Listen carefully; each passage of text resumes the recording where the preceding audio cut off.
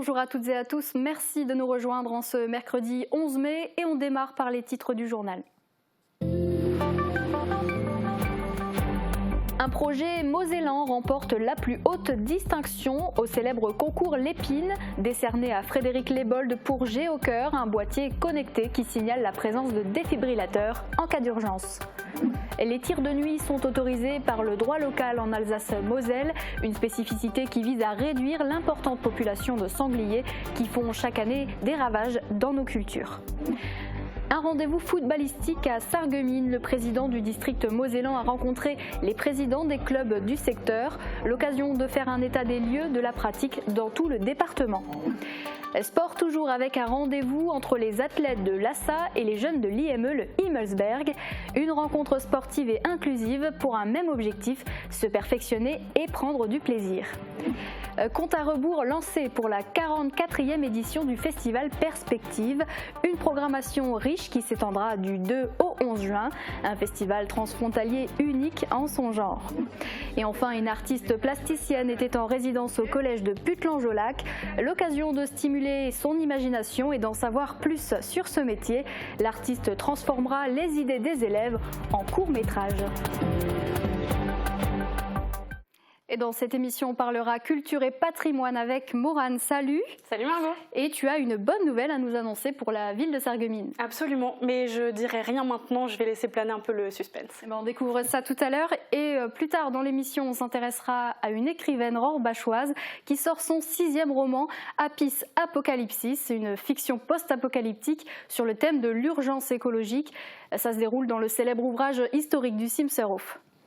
Mais d'abord, focus sur un projet mosellan qui sauve des vies. Le Géocœur est un boîtier connecté installé au-dessus des défibrillateurs et relié au service de secours. Ce dimanche, cette innovation a reçu la plus haute distinction du concours Lépine à Paris, le prix du président de la République. Uranitosic s'est entretenu avec le créateur Frédéric Lebold. Regardez.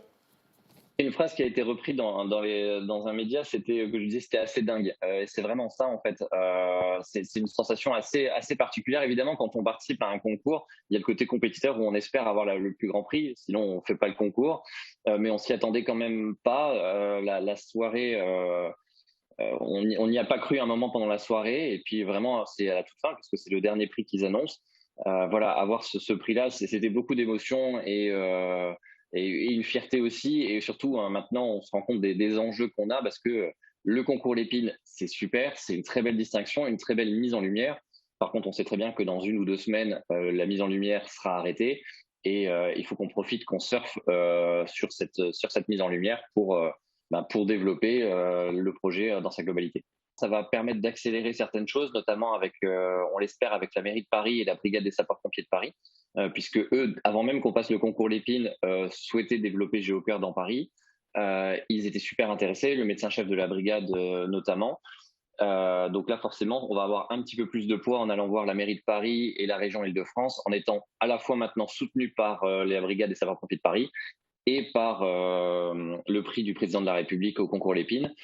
Et puis voilà, pour essayer de vendre les premiers, puisque c'est les institutions qui financent les Géocœurs.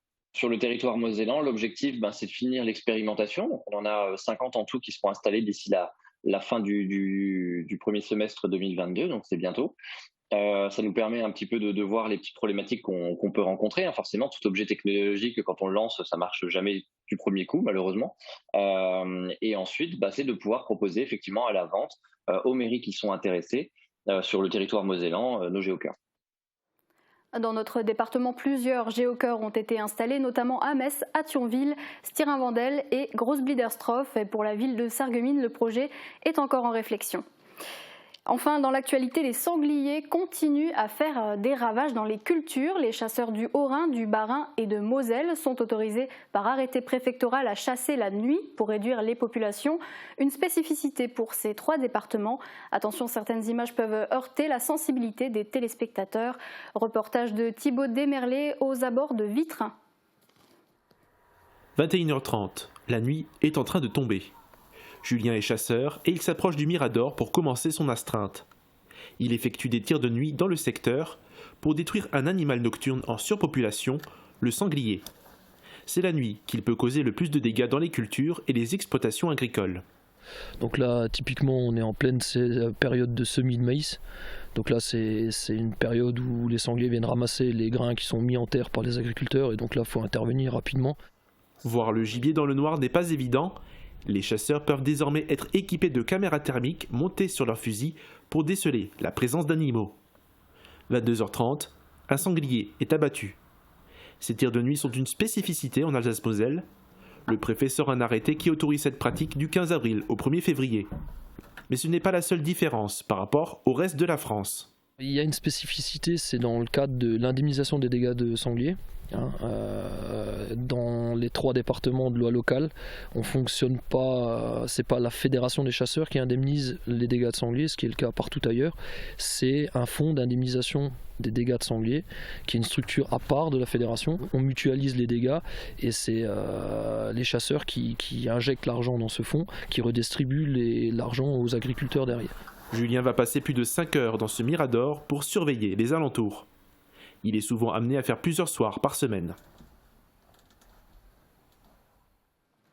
Allez, on passe au sport. Le district mosellan de football est venu à la rencontre des présidents de clubs du secteur. Christophe Solner et plusieurs membres de son équipe étaient présents à Sarreguemines lundi soir pour faire un état des lieux de la pratique du football dans l'arrondissement et au niveau départemental. Guillaume Dumonteil s'est entretenu avec le président du district. Regardez. Donc à la sortie de cette crise du coronavirus, est-ce qu'il y a autant de clubs qu'avant et autant de joueurs qu'avant au niveau départemental ? Oui, il y a autant de clubs. On n'a pas perdu de clubs. On a quelques fusions qui vont se faire cette saison, mais c'est à la marge. Donc globalement, on est 330 clubs en Moselle, ce qui est énorme. On est le plus gros district de France en nombre de clubs.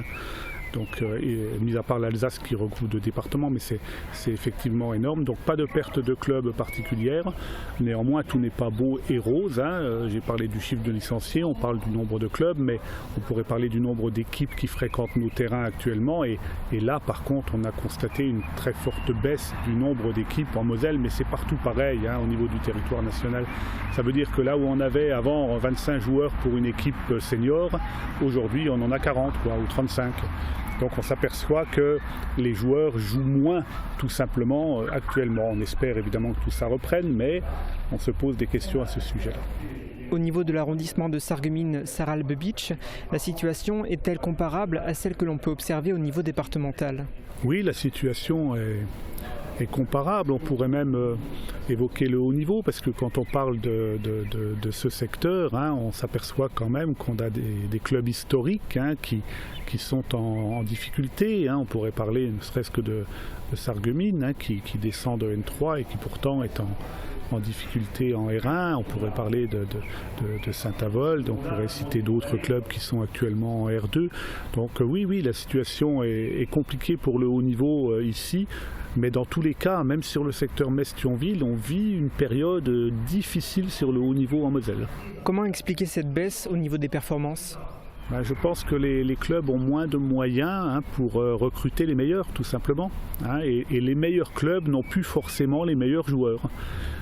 Et ce manque de moyens, en fait, on connaît tous les raisons. Nous, on est un pays minier, un pays sidérurgique en Moselle, et finalement on n'a pas su anticiper en fait cette perte de ressources liées à ces activités, et la sidérurgie aussi, et on est un peu dans le creux de la vague. Voilà, mais les clubs aujourd'hui travaillent, trouvent d'autres formes de ressources, et j'ai bon espoir que dans quelques années ils retrouvent le niveau qu'on avait en Moselle auparavant, en tout cas pour le haut niveau. Et une jolie performance réalisée ce dimanche par Anouk Rigaud. La triathlète sarregueminoise a participé à son premier championnat de France de duathlon dans la catégorie jeune à Châteauroux. À 14 ans, elle a remporté la médaille d'or pour l'épreuve qui se composait de 2,5 km de course, 1,12 km de vélo, puis à nouveau 1,5 km de course à pied en seulement 37 minutes et 35 secondes. Anouk a eu la chance de porter le maillot bleu-blanc-rouge tant convoité. Athlétisme toujours cette fois-ci à Sarreguemines avec une rencontre entre les jeunes de l'IME, le Himmelsberg, et ceux de l'ASSA. Hier, ils ont enfilé leur basket au stade Pierre de Coubertin pour une série d'exercices autour de la course. L'occasion de se perfectionner et de travailler en cohésion. C'est un reportage d'Uranie Tozik. Le but, c'est de s'échauffer. Donc ça sert à rien d'aller très très vite et ensuite ralentir et marcher. On se mélange et on apprend ensemble. C'est le credo de cette séance d'athlétisme entre les jeunes de l'IME, porteurs d'un handicap, et les licenciés de l'ASSA. Premier objectif, favoriser l'inclusion. Un deuxième objectif, c'est que les jeunes de l'IME participent aux Jeux nationaux d'été à Cambrai au mois de juin.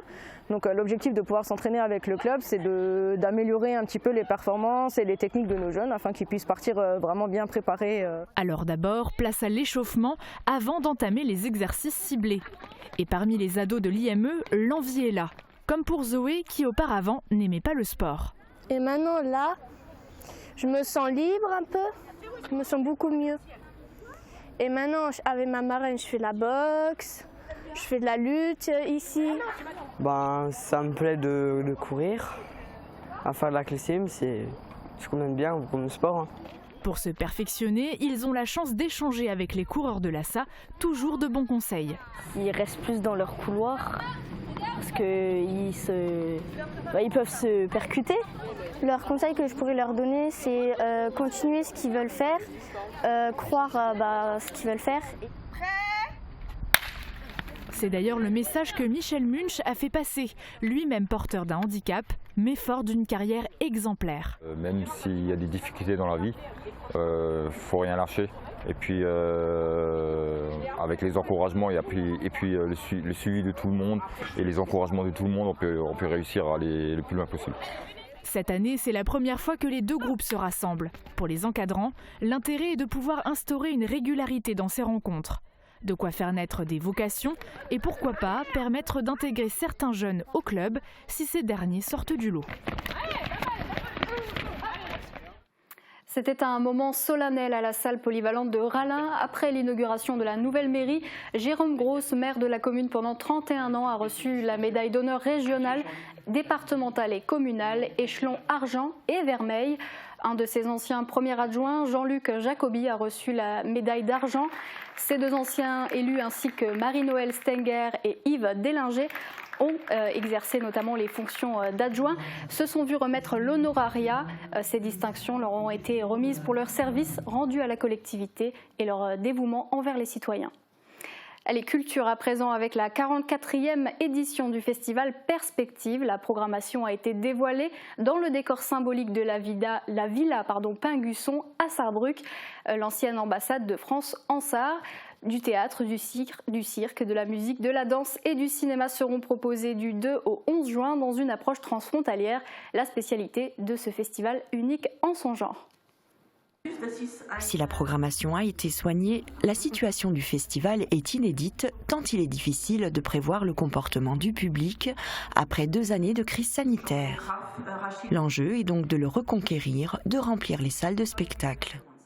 Portés par des collectivités allemandes et françaises, la ville de Sarrebruck, le Land de Sarre et le département de la Moselle notamment, et par la Fondation pour la coopération culturelle franco-allemande, le festival Perspective est également soutenu par des sponsors. Indispensable dans un contexte global de hausse des coûts, la pandémie a changé la donne. Cette année, le festival se déroule à la frontière avec comme ville partenaire Sarrebruck, Sarre-Louis, Sarreguemines et nouveauté cette année, la ville de Metz. Après 2 années de pandémie, l'idée est de rassembler un public très large sur un programme fédérateur et festif. L'inauguration du festival aura lieu les 2, 3, 4 et 5 juin avec Meubus de la compagnie XY.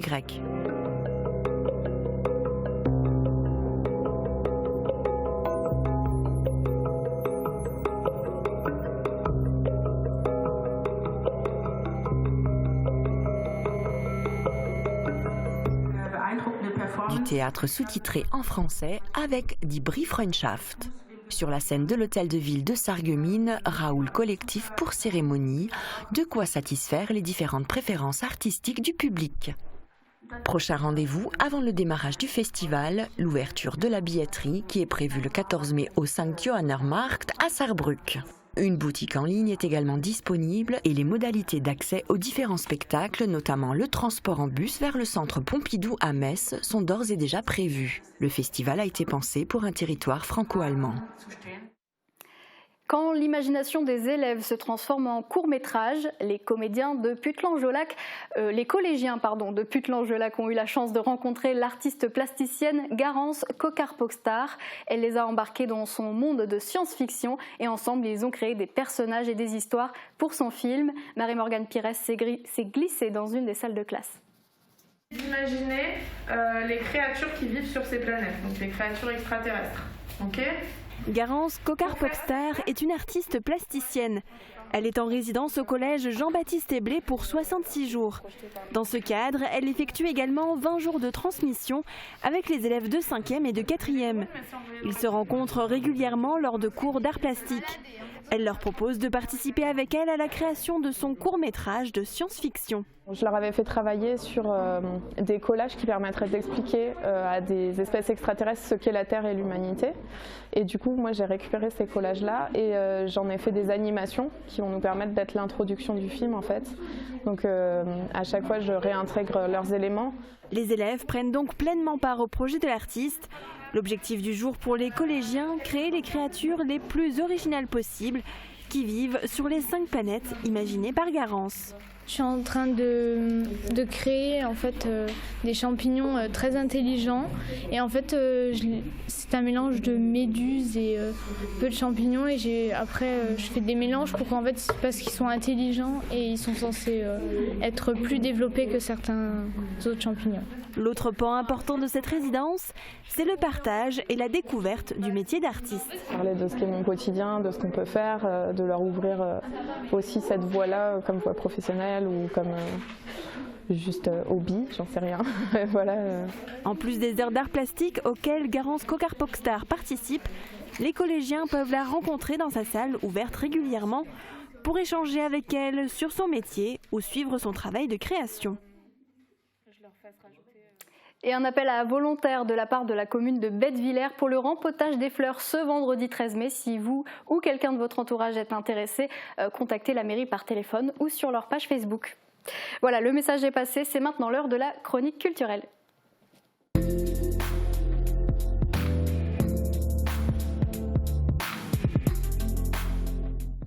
Morane, on connaît la chanson à force, on est mercredi et bien sûr, tu nous donnes les bons plans de sortie. Et oui, sortez vos agendas.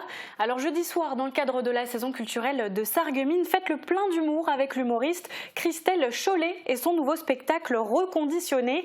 Dans la peau d'une love coach, d'une DJ, d'un taureau, d'une influenceuse, d'une prof, d'une prédatrice, d'une citadine qui a changé de vie. Une ronde de personnages de stand-up et de tubes revisités à la sauce Chollet. C'est à 20h sur la scène de l'Hôtel de Ville. Infos et réservations sur le site internet de la ville de Sarreguemines. Et souvenez-vous, durant le confinement, l'association Les Cœurs Éléphants avait enregistré un album avec de nombreux artistes du secteur. Ça s'appelle Couleur Éléphant. Eh bien, tenez-vous prêts. Ça y est, samedi soir, les artistes viendront interpréter les chansons de cet album sur la scène de l'Hôtel de Ville de Sarreguemines. À l'affiche, vous retrouverez notamment l'Officine du Gueux, les Acoustiques ou encore Lisa Dan. C'est un concert événement à ne pas rater. Les profits de cette soirée iront à l'association Cœur Éléphant qui, je le rappelle, vient en aide aux enfants.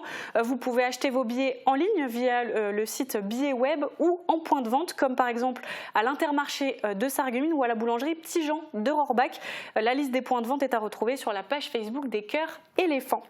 Samedi soir toujours, mais du côté du pays de Beach, c'est le groupe Ultra Vomit qui foulera la scène de la boîte noire de la Halle Verrière de Meisenthal. Pour celles qui ne connaissent pas, Ultra Vomit, c'est un groupe de heavy metal parodique français. Ouverture des portes à 20h avec en première partie le groupe punk rock Not Scientist. Et ce week-end, c'est aussi la nuit européenne des musées. Alors pour l'occasion, les musées de Sarreguemines vous accueillent samedi soir de 18h à minuit. Tout au long de la soirée, vous pourrez profiter de courtes visites du musée de la Faïence et du Moulin de la Blise. Démonstration de savoir-faire, histoire d'une œuvre, coup de cœur. Le programme est à retrouver sur le site internet des musées de Sarreguemines. Et idem du côté de Beach, la Citadelle vous accueille pour des visites libres dans les souterrains. Alors profitez-en, les portes resteront ouvertes jusqu'à 23h. Et puis pour terminer le week-end, rendez-vous à Rolbin ce dimanche pour une après-midi jeu de société. Alors de 14h à 17h, vous pouvez venir jouer entre amis ou en famille. Ça se passe à la salle communale du village et cette animation s'inscrit dans le cadre de Prendre l'air, proposé par la communauté de communes du Pays de Bitche en partenariat avec les bibliothèques du secteur. Jusqu'au 2 juillet, de nombreuses animations sont au programme. Ateliers, spectacles, lectures, rencontres et expositions. Retrouvez le programme complet sur le site internet de la médiathèque Joseph Schaeffer de Bitche. Voilà Margot. Merci Morane, c'était très complet et très dense, c'est bien, il y a de quoi faire. On va poursuivre en annonçant une bonne nouvelle aux téléspectateurs. Absolument. Bon, c'est pas une nouvelle pour bon nombre d'entre vous, mais pour celles et ceux qui ont loupé l'info, eh bien, le jardin d'hiver des musées de Sarreguemines vient d'être présélectionné pour le concours Monument préféré des Français sur France 3. Une excellente nouvelle pour la ville qui était déjà passée dans l'émission en 2015. Souvenez-vous, c'était le Moulin de la Blise qui avait retenu l'attention des Français. Le site était arrivé en 9e position au niveau national. D'accord, donc c'est le jardin d'hiver cette année qui a été retenu. C'est ça, une fierté pour l'équipe des musées de Sarreguemines qui travaille d'ailleurs dur toute l'année afin de faire rayonner ce patrimoine local.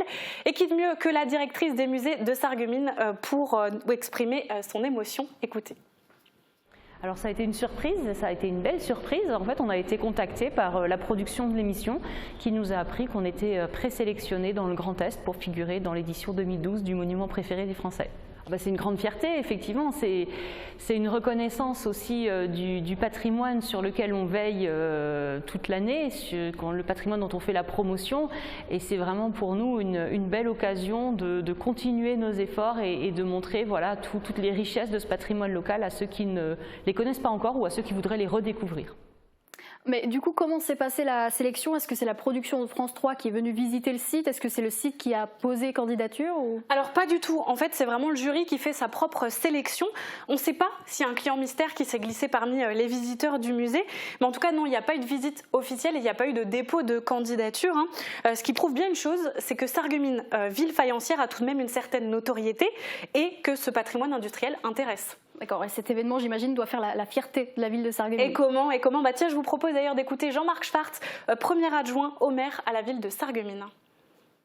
Moi, je trouve particulièrement intéressant, notamment, que l'on puisse s'intéresser au travers, notamment du jardin d'hiver, de ce que peut être le passé industriel aussi d'une région. Le passé industriel, ça fait aussi partie de la culture. Il y a une culture industrielle. Comme aujourd'hui, on a une culture industrielle qui est axée sur le verre et sur le cristal dans le Pays de Bitche. On est sur cette route des arts du feu. Et je crois qu'aujourd'hui, nous sommes fiers de notre patrimoine industriel parce que ça fait aussi partie de la culture de notre région. Donc voilà, je pense que c'est surtout ça qu'il faut retenir. Et oui, la culture, le patrimoine, c'est aussi l'industrie de Sarreguemines. Et Sarreguemines est une ville faïencière. Et le jardin d'hiver témoigne vraiment justement de cette richesse du savoir-faire local. Alors déjà, il faut savoir que ce jardin d'hiver a été érigé entre 1880 et 1882, il y a environ 140 ans. Il a été construit pour faire la jonction entre les appartements de Paul de Gaillère, alors directeur des faïenceries à l'époque, et les ateliers de production, ce qui lui permettait en fait d'arriver directement au travail, pratique le matin quand on a loupé son réveil. Et ce jardin d'hiver servait à accueillir le beau monde de l'époque. Et quand on regarde cette pièce d'un peu plus près, eh bien, elle est truffée de références aux faïenceries de Sarreguemines. On a la fresque représentant le pavillon de Gaillère, par exemple. On a l'usine numéro 4. On a aussi de gros carreaux de faïence avec des immenses S qui représentent la ville de Sarreguemines. Des sculptures aussi. Et bien sûr, la pièce maîtresse du jardin d'hiver, c'est l'immense fontaine en plein milieu. Des références au feu, à la terre et à l'eau. Tous les éléments nécessaires à la production de la faïence. Effectivement, on a vu toutes ces images qui défilaient et on comprend pourquoi le site a été retenu. Et oui, et d'ailleurs, pour revenir au concours, sachez que 3 sites ont été retenus pour représenter la région Grand Est. Alors on a le parc de Weserling dans le Haut-Rhin, le fort de Schönenbourg dans le Bas-Rhin et bien sûr le jardin d'hiver de Sarreguemines en Moselle. Et comme c'est un concours, il y aura donc un vote et c'est à vous de voter. Bah oui, le concours s'appelle le monument préféré des Français, donc c'est logique. Alors pour voter, comment faire? C'est simple, il suffit de se rendre sur le site internet de France Télévisions, de taper dans la petite barre de recherche monument préféré des Français et de se laisser guider. Ou bien, deuxième option, alors vous voyez ici, j'ai une des affiches qui seront installées un peu partout dans la ville de Sarreguemines. Et juste ici, vous voyez le QR code, on ne le présente plus, on en a déjà entendu parler. Bien, voilà. Et en fait, on prend juste son smartphone et avec l'appareil photo, on va venir scanner le QR code. Voilà, on clique sur le lien qui pop. Et juste ici, coucou à Stéphane Bern, on va se laisser guider. Alors il y a juste à scroller, il y a juste à scroller. Et nous on va choisir le Grand Est parce qu'évidemment on n'habite pas en Corse, donc je clique ici. Et là on voit les 3 sites que je vous ai présentés juste avant. Nous bien évidemment on va voter pour Sarreguemines, bien sûr. Voilà. Bien sûr. Et c'est fait, en un clic, on vient de voter, c'est aussi simple que ça. Alors attention, vous avez jusqu'au 27 mai à 23h59 pour faire votre choix. Après, les votes seront clos. Et sachez qu'on peut voter plusieurs fois. Je dis ça, je dis rien. Allez-y, alors, votez pour le jardin d'hiver. Pas besoin de se connecter, un seul clic suffit, ou plusieurs, évidemment. Et si Sarreguemines est sélectionné pour représenter la région Grand Est, le jardin d'hiver concourra alors au niveau national. Si c'est le cas, c'est un réel atout pour la ville. Alors le mot de la fin, je laisse à Véronique Do, adjointe à la culture. Écoutez. Eh bien, déjà, c'est je pense une reconnaissance pour les habitants, une reconnaissance pour la culture, pour le patrimoine sarregueminois et aussi pour sa mise en valeur culturelle. C'est vrai que nous sommes très fiers des musées de Sarreguemines et de ce lieu emblématique qu'est le jardin d'hiver. Le fait que Stéphane Bern et le monument préféré des Français reviennent à Sarreguemines est également déjà un signe de belle reconnaissance. En tout cas, cette visibilité, c'est vrai que ces musées gagnent à être connus et plus les gens connaîtront ou auront envie de découvrir les musées, plus ils seront satisfaits de les avoir visités, j'en suis persuadée. Nous sommes passionnés, effectivement, nous souhaitons bien sûr le partager au plus grand nombre. Voilà, donc profitez-en. Si vous n'avez jamais visité le site, c'est le moment. D'ailleurs, je le disais tout à l'heure, ce week-end, c'est la nuit européenne des musées. Alors, c'est peut-être l'occasion de venir découvrir ou redécouvrir ce patrimoine sarregueminois. Effectivement, merci beaucoup Morane. On espère que notre patrimoine local rayonnera à nouveau sur France Télévisions. En attendant les résultats, voyons si le soleil rayonnera encore demain sur la Moselle. On regarde les prévisions météo. On se retrouve dans un tout petit instant pour une rencontre avec une écrivaine rorbachoise. À tout de suite. La rénovation de vos façades avec Modern Habitat allie esthétique et une résistance garantie à toutes les intempéries. Retrouvez votre programme avec le Crédit Mutuel, partenaire des grands événements de votre région. Une banque qui appartient à ses clients, ça change tout. Bonjour tout le monde, aujourd'hui a été annoncée comme la plus belle et surtout la plus chaude journée de la semaine. Et quoi de mieux pour se protéger de la chaleur qu'une promenade en forêt? Et en plus de la fraîcheur, la forêt a également d'autres vertus qui améliorent notre santé. Le silence et les bruits de la nature créent chez nous un état de relaxation. Les couleurs vertes et bleues sont des couleurs qui rassurent notre cerveau. La forme des arbres et certaines matières organiques que l'on trouve sur les sols forestiers jouent également un rôle d'antidépresseur et diminuent notre niveau de stress. Et enfin, l'air pur filtré par les feuilles peut aider à améliorer le soleil. Alors n'hésitez pas à en profiter, d'autant plus que le ciel se couvre à nouveau un peu pour demain, ou tout du moins en matinée. En deuxième partie de journée, les éclaircies seront de retour, mais les températures seront plus respirables. Les minimales iront de 13 à 15 degrés et les maximales de 23 à 24 degrés. Demain, nous fêtons les Achilles et il fera jour de 5h56 à 21h06. Passez tous encore une très belle journée en notre compagnie et à demain. C'était votre programme avec le Crédit Mutuel, partenaire des grands événements de votre région. Une banque qui appartient à ses clients, ça change tout. Et si les créateurs italiens influençaient l'aménagement de votre maison? Cuisine, salle de bain, carrelage, Cesa au centre de la Rotonde à Sarreguemines vous propose un vaste choix et un excellent rapport qualité-prix. Vous êtes à Sarreguemines, faites d'une pierre deux coups et profitez-en pour faire vos courses hebdomadaires. Un parking au frais et au sec gratuit, un caddie, l'ascenseur et vous voilà déjà dans un superbe magasin Leclerc. En dehors des grands classiques, l'offre en produits frais, viande, poissonnerie, fruits, légumes et pâtisseries est carrément exceptionnelle. Leclerc au Carré Louvain de Sarreguemines, l'essayer, c'est l'adopter. Un apprenti, comment faire? À l'agence Veolia de Sarreguemines, nous avons actuellement 3 apprentis qui ont été recrutés suite à des réponses sur des candidatures pour des postes en apprentissage et qui ont donc répondu à des entretiens d'embauche pour par la suite être recrutés au sein de l'entreprise. L'apprentissage, la voie de l'excellence avec l'UFA Michel Roth. Le roi des vins, Astirin-Vendel. 3500 références de vins, des alcools, une épicerie fine et des idées cadeaux. Nouveau, la cloche et sa large gamme de fromages et de charcuterie. Le roi des vins, le temple des gourmands et des gourmets. Chez AVS Santé, nous favorisons le maintien à domicile à travers 3 domaines d'activité. Le transport, l'aide à domicile, la distribution et l'installation de matériel médical. Nous sommes à votre écoute et vous proposons les meilleures solutions. Acteur majeur de la santé et l'aide à la personne en Moselle-Est, nous sommes présents à Sarreguemines, Beach et Morsbach. AVS Santé, notre métier, vous accompagner.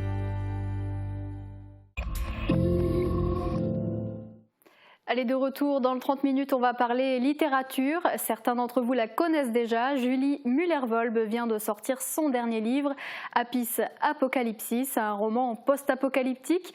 Sa particularité, l'autrice s'est inspirée d'un site emblématique du Pays de Bitche pour l'écrire. Morane Grandcola l'a rencontré. Regardez. 2045. La Terre n'est plus la planète hospitalière que l'humanité a connue, détruite par la folie humaine. Les abeilles ont disparu, l'oxygène est devenu la nouvelle monnaie, et les survivants se sont retranchés dans les vestiges de bunkers des guerres passées. C'est ainsi que Briec, jeune ouvrier solitaire, se rend chaque jour à l'usine. Il enchaîne les postes pour gagner sa vie et protéger son lourd secret. Il travaille pour 2. En dépit des nouvelles lois, il s'obstine à héberger sa mère malade. Mais lorsqu'il est appelé à effectuer son service d'entretien à la surface, leur survie est compromise. Bonjour, je suis Julie Müller-Volb, nous sommes au Simserhof. C'est ici que j'ai puisé l'inspiration pour mon dernier roman, Apis Apocalypsis. Je vous emmène. Alors, je me connais dans le genre fantastique, en romance, en littérature blanche. Je touche un petit peu à tout. J'ai eu envie de m'essayer au post-apocalyptique pour pouvoir toucher un sujet un peu plus sombre, un univers un peu plus adulte, pour pouvoir y partager des thèmes plus engagés. Parler de l'urgence écologique, c'était important pour moi, déjà en 2019, quand j'ai commencé ce roman, parce que c'est une cause qui me touche énormément. J'ai pas envie de voir l'environnement se détériorer et j'aimerais que le monde puisse rester aussi beau et vert à l'avenir pour mes enfants. Donc j'avais envie de sensibiliser les gens, j'avais envie de parler des abeilles qui semble être une toute petite bête mais qui est ultra importante parce qu'elle représente environ 80% de la pollinisation en fait, des plantes à fleurs et voilà, du coup j'ai eu envie de montrer qu'on pouvait partir de rien pour créer l'apocalypse en fait.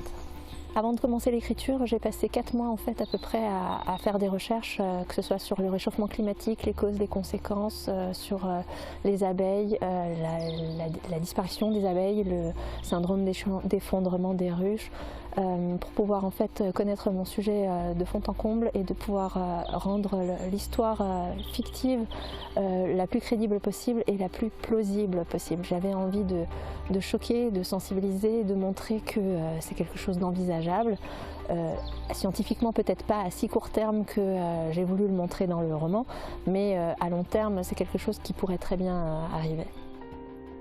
Je me suis inspirée en fait du Simserhof parce que déjà ça jalonne les paysages de ma région depuis que je suis toute petite, donc ça fait partie de moi, de mon histoire, de mon enfance et j'avais envie de donner une autre vie à tous ces bâtiments un petit peu solitaires et abandonnés. J'avais envie de redonner vie en fait à toute cette partie de l'histoire et j'avais envie de pouvoir y coller ma fiction dessus. Sur ma droite, une double ligne parallèle en acier conduit droit vers un bloc en béton armé, une ancienne voie de chemin de fer. J'avais raison, voilà comment les munitions étaient acheminées durant la Seconde Guerre mondiale.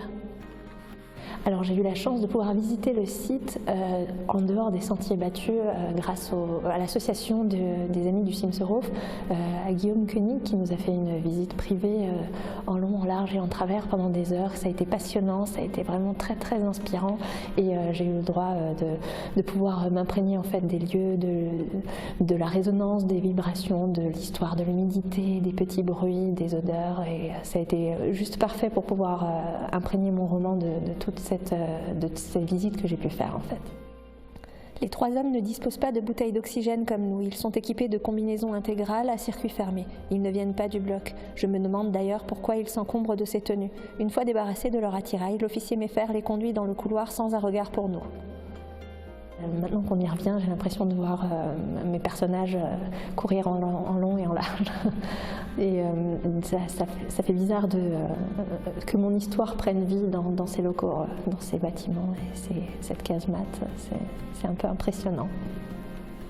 Sous les ordres de la belle et impitoyable Lexi, Briac va devoir quitter le bloc et déjouer toutes les menaces de la surface pour subsister. Or, le danger ne vient pas forcément de là où on l'attend, et quand tout n'est que mensonge, à qui se fier ? Le compte à rebours est lancé. Parviendra-t-il à rentrer avant que sa mère ne manque d'oxygène ? Et c'est la fin de ce journal. Merci de votre fidélité. Demain, retrouvez Uranie à midi pour une nouvelle édition. Excellente fin de journée à toutes et à tous.